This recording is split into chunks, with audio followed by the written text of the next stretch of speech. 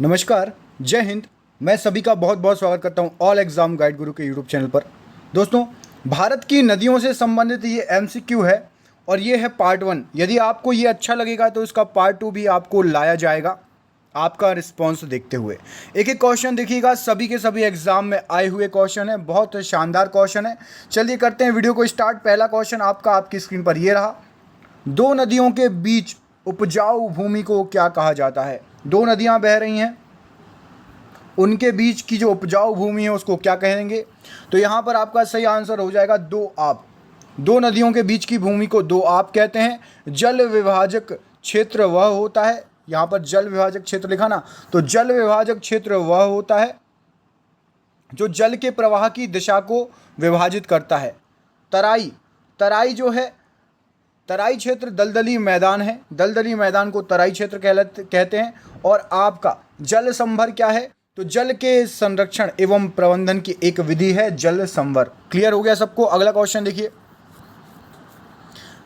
भारत में प्रायद्वीपीय नदियां सबसे ऊंचा निकास बेसिन इनमें से किस नदी का है? बताइए।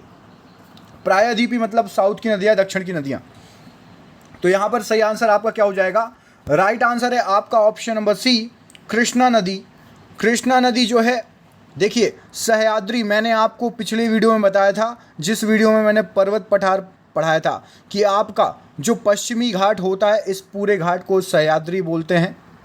और ये तीन भागों में बटा रहता है सह्याद्री, उत्तरी सह्याद्री, मध्य सह्याद्री और दक्षिणी सह्याद्री। तो जो आपकी कृष्णा नदी है वह उत्तरी सह्याद्री की दूसरी सबसे ऊंची चोटी, उत्तरी सह्याद्री की दूसरी सबसे ऊंची चोटी कौन सी है? जिसका नाम है आपका महाबलेश्वर। तो कृष्णा नदी महाबलेश्वर से निकलती है, याद रखना। कृष्णा नदी आपसे पूछा जाए कहाँ से निकलती है, तो महाबलेश्वर से निकलती है। और इसकी ऊंचाई, महाबलेश्वर की ऊंचाई 1738 मीटर है। तो सबसे ऊंचा निकास बेसिन मतलब नदी के निकलने का स्थान सबसे ऊंचा प्रायद्वीप नदियों में, साउथ की नदियों में कृष्णा नदी का है। ठीक है। इसके बाद इसके जस्ट नीचे आपकी नर्मदा नदी है, जो कि मैकाल पर्वत की अमरकंटक की पहाड़ियों से निकलती है, याद रखना। महानदी जो आपकी है ये छत्तीसगढ़ के रायपुर जिले के सिंहावा से निकलती है। महानदी छत्तीसगढ़ के रायपुर से। और गोदावरी नदी निकलती है पश्चिमी घाट की नासिक की पहाड़ियों के त्र्यंबक से। समझ में आ गया? मैंने सभी नदियों का बता दिया, एक बार और रिपीट कर देता हूँ। कृष्णा नदी महाबलेश्वर सबसे ऊंची निकलने वाली नदी है, प्रायद्वीप मतलब साउथ इंडियन। इसके बाद आपकी नर्मदा नदी है, अमरकंटक से निकलती है, मैकाल पर्वत श्रेणी से। महानदी निकलती है आपकी छत्तीसगढ़ के रायपुर जिले के सिंहावा से। और आपकी गोदावरी निकलती है पश्चिमी घाट की नासिक की पहाड़ियों के त्र्यंबक से। चलो अगला क्वेश्चन देखो, ये रहा आपकी स्क्रीन पर अगला प्रश्न। भारतीय प्रायद्वीप की सबसे लंबी नदी कौन सी है? तो भारतीय प्रायद्वीप की सबसे ऊंची नदी तो पढ़ लिया आपने, कृष्णा। सबसे लंबी नदी है आपकी Godavari, option number D. Godavari नदी कहाँ से निकलती है? मैंने आपको थोड़ी देर पहले बताया था, यदि आप में से याद हो। महाराष्ट्र के जिले त्र्यंबकेश्वर से या त्र्यंबक से, नासिक के त्र्यंबकेश्वर या त्र्यंबक से निकलती हैं। और आपसे गोदावरी की सहायक नदियाँ बहुत बार पूछी जाती है, तो याद रखो, वेन, वर्धा, पेन, प्रवाहिता, इंद्रावती, मानेर और सवरी। सुन लो फिर से, बेन पेन मतलब वेन गंगा, पेन गंगा, वर्धा, इसके बाद प्राणहिता, देन इसके बाद इंद्रावती, मानेर और सवरी। ये सभी गोदावरी की सहायक नदियां। गोदावरी की एक खास बात और बता दूं, चलो अगले क्वेश्चन में आपको आ ही जाएगा क्वेश्चन। तो अगले प्रश्न में आपसे पूछा गया है, भारत की किस नदी को वृद्ध गंगा कहा जाता है? तो वृद्ध गंगा आपकी गोदावरी नदी को कहा जाता है। मैंने आपको जस्ट अभी बताया कि आपको पूछा जाने वाला है। ऐसा क्यों? प्रायद्वीप मतलब दक्षिण भारत की सबसे बड़ी नदी है गोदावरी। जैसे ही गंगा हमारे देश की नदी है सबसे बड़ी, वैसे ही प्रायद्वीपी मतलब आपका साउथ की सबसे बड़ी नदी गोदावरी है। इसकी लंबाई नोट कर लीजिए, 1465 किलोमीटर। ये आपसे पूछा जाएगा गोदावरी की लंबाई। तो 1465 किलोमीटर गोदावरी की लंबाई है। यह महाराष्ट्र के नासिक से निकलती है, बता चुका हूँ मैं आपको। और आंध्र प्रदेश में बंगाल की खाड़ी में जाके गिर जाती है। और इसको वृद्ध गंगा भी कहा जाता है, याद रखिएगा। ठीक है, वृद्ध गंगा भी इसको कहा जाता है। क्यों कहा जाता है आपको बताता हूँ। पहले इसके जस्ट वृद्ध गंगा भी कहा जाता है इस क्वेश्चन के बाद मैं आपको बताता हूँ। दक्षिण की गंगा तो सेम गोदावरी। तो वृद्ध गंगा या फिर दक्षिण गंगा इसलिए कहते हैं क्योंकि ये आयु में, आकार में और लंबाई में सबसे बड़ी है।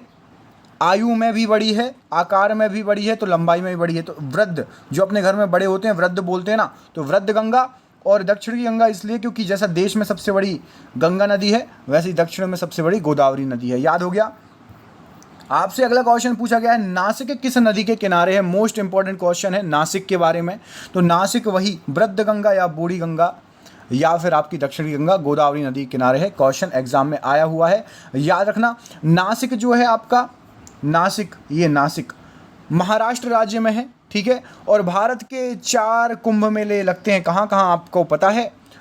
इलाहाबाद, उज्जैन, हरिद्वार और नासिक भी उसमें शामिल है। भारत में 4 जगह कुंभ मेले का आयोजन किया जाता है। सबसे पहले इलाहाबाद, उज्जैन, हरिद्वार और नासिक। नासिक में भी कुंभ मेला लगता है। ये क्वेश्चन आपको एग्जाम में पूछा जाएगा, 100% पूछा जाएगा। याद कर लेना, तैयार हो जाना। अगला क्वेश्चन देखो, ये रहा आपकी स्क्रीन पर। निम्न में से किस नदी का स्रोत भारत से बाहर है। भारत से बाहर वाली स्रोत वाली नदी कौन सी है। तो सभी को पता है आपको कि आपकी जो ब्रह्मपुत्र नदी है यह तिब्बत से निकली है। चेमा युंगडुंग ग्लेशियर, कौन सी, चेमा युंगडुंग ग्लेशियर से निकली है तिब्बत से ब्रह्मपुत्र नदी। याद रखिएगा। तिब्बत में इसको क्या बोलते हैं, तिब्बत में ब्रह्मपुत्र नदी को तिब्बत में बोलते हैं सांगपो। ब्रह्मपुत्र नदी को तिब्बत में बोलते हैं सांपो। इसके बाद जब ये आती है कहाँ, अरुणाचल प्रदेश में, एपी में, अरुणाचल प्रदेश में आती है तो इसको क्या बोलते हैं, अरुणाचल प्रदेश में इस नदी को बोला जाता है दिहांग नदी बोला जाता है।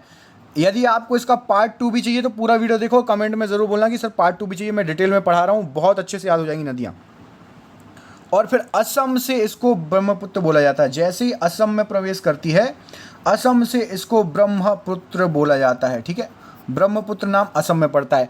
मैंने क्या क्या बता दिया आपको मैंने बता दिया तिब्बत में सांगपो, अरुणाचल प्रदेश में दिहांग और असम से फिर ब्रह्मपुत्र इसका नाम हो जाता है। याद रखना, बहुत इंपॉर्टेंट क्वेश्चन है, ठीक है।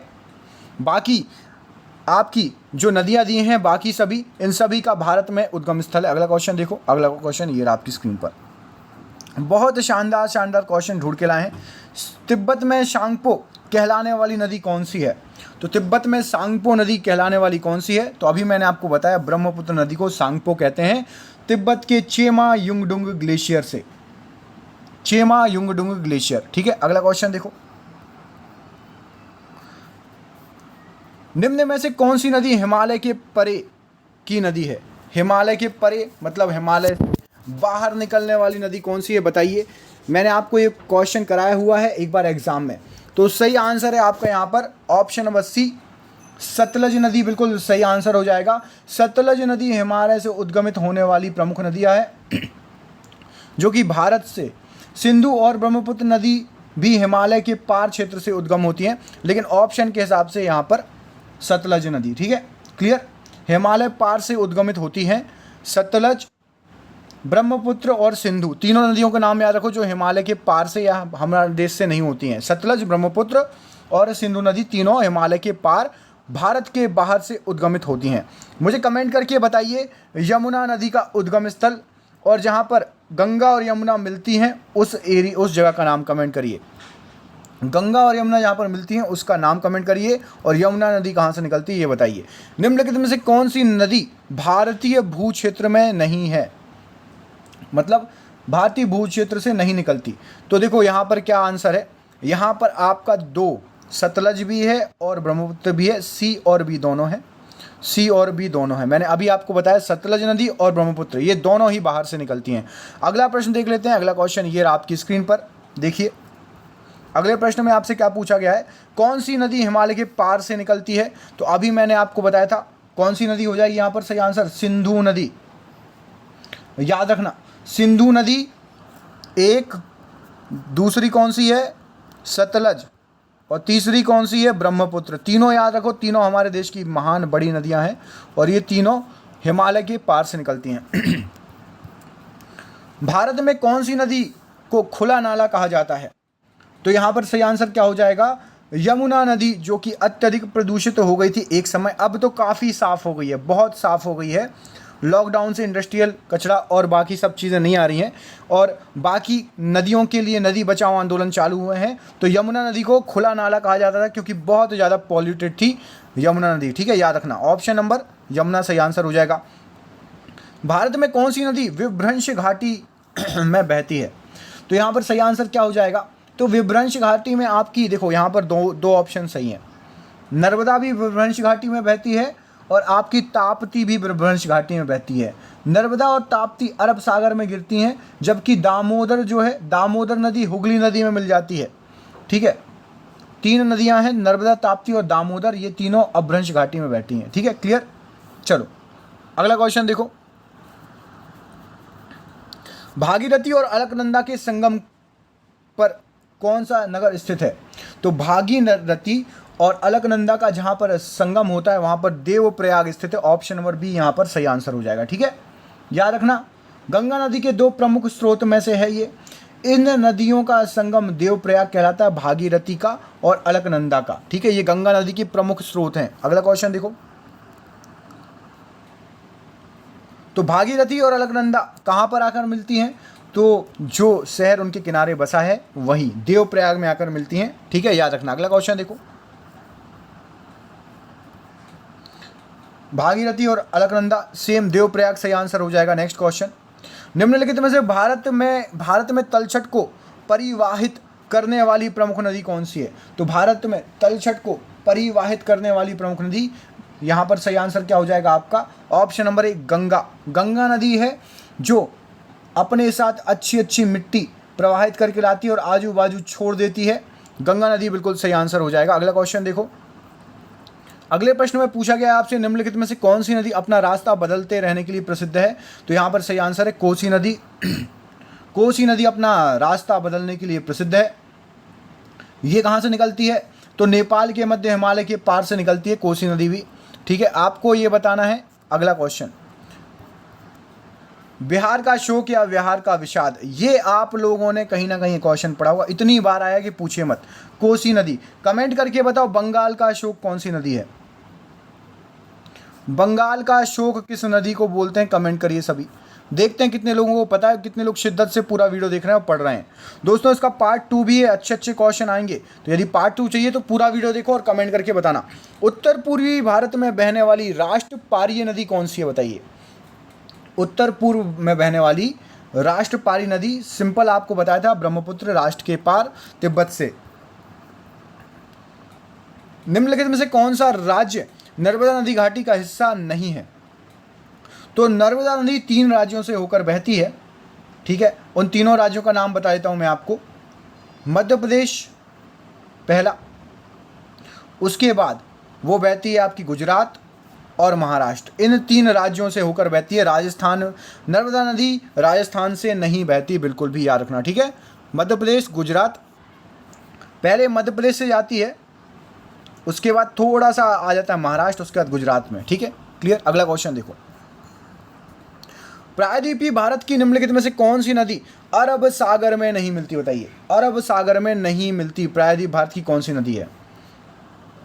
तो कावेरी नदी जो है वो अरब सागर में नहीं मिलती। भारत की पेरियार, नर्मदा और ताप्ती नदी अरब सागर में मिलती है, जबकि कावेरी जो है बंगाल की खाड़ी में जाके गिरती है। ये इस तरफ बहती हैं, बाकी ये तीनों इस तरफ बहती हैं। क्लियर, समझ में आ रहा है? बिल्कुल इजी क्वेश्चन है। अगला क्वेश्चन देखो, ये आपकी स्क्रीन पर, निम्नलिखित में से कौन सी नदी दक्षिण से उत्तर की ओर बहती है? तो दक्षिण से उत्तर की ओर बहने वाली नदी है सोन नदी। ये कहाँ से कहाँ बहती है?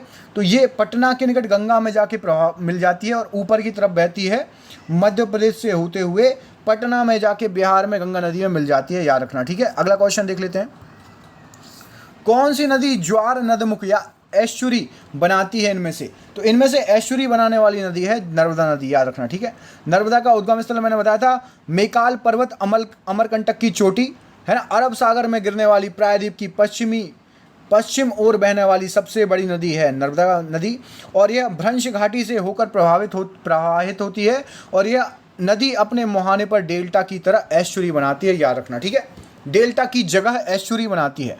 अगला क्वेश्चन देखो, निम्न में से कौन सी नदी अंततः अरब सागर में गिरती है? तो ये कावेरी नहीं गिरती, गंगा नहीं गिरती, यमुना नहीं गिरती। देखो यमुना गंगा में मिल जाती है, गंगा जाके कहाँ चली जाती है, बंगाल की खाड़ी में, और कावेरी भी वहीं जाके गिरती है। केवल नर्मदा जो है अरब सागर में गिरती है। ठीक है, याद रखना, मोस्ट इंपॉर्टेंट क्वेश्चन है। लाइक कर दिया सभी ने, एक बार चेक कर लो जल्दी से, लाइक कर दिया या नहीं, सभी चेक कर लो जल्दी जल्दी, लाइक कर दिया या नहीं। अगला क्वेश्चन है आपका, विजयवाड़ा किस नदी के किनारे स्थित है? तो विजयवाड़ा आपका ऑप्शन नंबर बी, कृष्णा नदी के किनारे स्थित है विजयवाड़ा। ठीक है, हैदराबाद और विशाखापट्टनम के बाद तीसरा बड़ा शहर है विजयवाड़ा, और कृष्णा नदी के किनारे स्थित है। अब आपको इसका पार्ट 2 चाहिए या नहीं, मुझे कमेंट करके बताओ। कैसा लगा वीडियो ये भी कमेंट करना। वीडियो बहुत शिद्दत से बनाए तो प्लीज़ कमेंट जरूर करना। इसके पहले मैंने पर्वत वाला वीडियो बनाया, पर्वत, पठार और झील, तो एक बार चेक कर लेना। ऑल एग्जाम गाइड गुरु आपके चैनल का नाम है, जो भी पहली बार आए सब्सक्राइब कर लो, और जिसने ये वाला वीडियो पसंद आया तो उनको पर्वत, पठार, झील वाला वीडियो पसंद आएगा, उसको जाके चेक कर लो। ठीक है, मिलता हूँ अगले वीडियो में। पूरा वीडियो देखा करो ऐसे ही, और बताओ किस किसने पूरा वीडियो देखा। बहुत बहुत धन्यवाद आपका, बहुत बहुत धन्यवाद। एक क्वेश्चन पूछता हूँ आपसे, एक क्वेश्चन पूछता हूँ। क्वेश्चन क्या पूछूं? हाँ, तो अभी मैंने आपको जो बताया है वही पूछता हूँ। ठीक है, आपको बताना है हिमालय के पार से कौन सी नदी निकलती है। मैं आपको 2 ऑप्शन दे रहा हूँ, दोनों में से एक आंसर बताना है। एक है आपका सिंधु और दूसरी है यमुना। हिमालय के पार से इनमें से कौन सी नदी निकलती है, कमेंट्स करके ज़रूर बताना। ठीक है, मिलता हूँ अगले वीडियो में। इसका पार्ट 2 चाहिए तो लिखो कमेंट में, और इसका आंसर भी दो। मिलता हूँ अगले वीडियो में। बहुत बहुत धन्यवाद दोस्तों, सभी का बहुत बहुत धन्यवाद।